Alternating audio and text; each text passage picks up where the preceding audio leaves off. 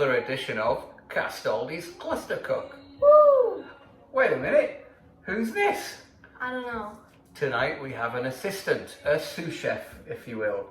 I'm Sous not chef actually gonna help Millie. I just wanted to be on camera. Sous chef. All right. Thanks for having me. Have a Thank great you. night. Lovely cameo I'll be here appearance. all week. You will? All right. Tonight we are having spaghetti alla bolognese. Translated into English, spaghetti bolognese. And the ingredients are, we begin with a sofrito, which is 2 carrots, 2 pieces of celery, just grated in the cheese grater, half an onion, which I will chop in a moment, some herbs, rosemary and thyme from the herb garden, bay leaves from the shop, a couple of cloves of garlic, tomato paste, a tin or can of Italian tomatoes, ground beef. You can sometimes mix, if you want to mix ground beef, ground pork together, for example, you can do that. I only have ground beef, so I'm ground beef, and some old, stale, non-drinkable wine, which is only good for cooking with. So, avanti. Right, pan is on. Put some olive oil in the pan, a couple of good glugs, and while that's warming up, I'm going to chop the fresh herbs from the garden. This is called a mezzaluna, a half moon. If you don't have one, it's a wonderful implement for chopping things like parsley and other fresh herbs. It makes it much easier than just using a regular knife. Get these nice and small, like so. I'm going to put in the sofrito, which is onion, carrot, celery.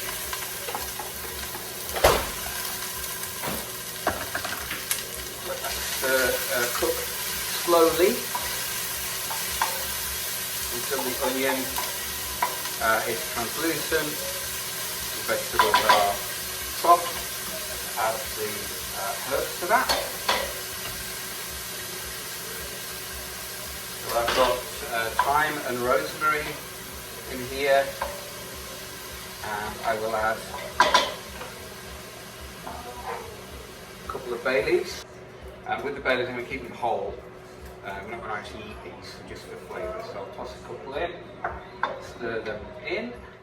Okay, so the sofrito's cooking. I've moved it over to the smaller ring here. It doesn't need all the heat of the big ring. I'm not going to cook the meat. I'm going to cook the meat in a separate pan, because the meat cooks differently to the vegetables. The vegetable is going to cook nice and slowly. The meat is going to kind of flash fry it, put a bit of a sear on it, and then I'll combine the two together. So my oil is in. Give that a swirl around. Okay, so the beef's in. We're going to let that brown. That will take just 5 to 10 minutes. Just keep it turning over, relatively high heat.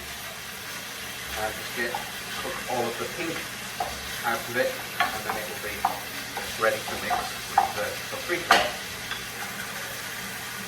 And look who's done this. The ever optimistic baby's dog, who I've noticed as I go through these videos is always sitting behind me with his mouth open, waiting for me to drop. Okay, so the meat's browning nicely now. There was another step that you missed, which was me putting in the garlic and putting a bit of salt and pepper in, because I forgot to turn the camera on. So anyway, garlic and salt and pepper, don't forget. And that's going to be about ready now. Sofrito's been on 10 minutes, and this has been on about 5 minutes. It's pretty well browned. Not seeing much pink in there. So I'm going to turn this off, and then I'm going to mix the two in together. I always used to put tomato paste in at the end, but I got a good tip from my very accomplished chef friend Gareth to put the tomato paste in early and cook it cuts all of the tartness out of it, and it makes it taste sweeter. And I've tried this and it works. So yeah, don't wait to the end to put your tomato paste in. You're going to put some wine in. As I said before, this is not drinking wine. This is wine that's just been kind of left around specifically for cooking, about a glass of red wine.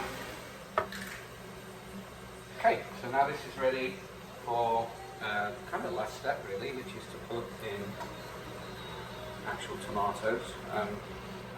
This is going to cook for a long time.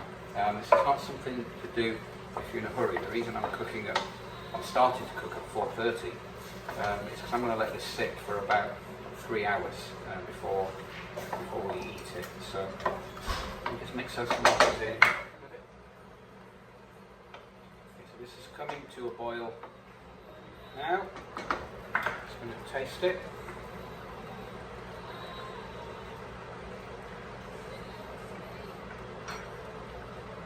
And then correct the seasoning, a little bit more pepper in.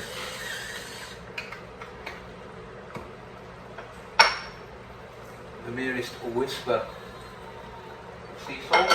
Bear in mind I did already put salt and pepper in earlier on in the process. Just forgot to film it. Okay. Try that again. Always taste your food while you cook it.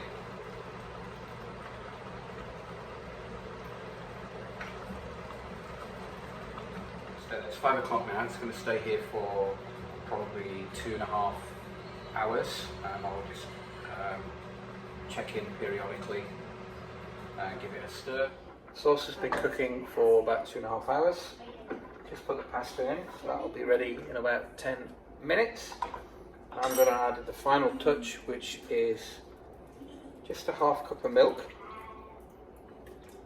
Some people add this at the beginning, some people say you should add it at the end. I like to add it at the end. I think it makes a dish, it just gives it a little kind of more silky texture. So just add that just with a few minutes to go, and that is that.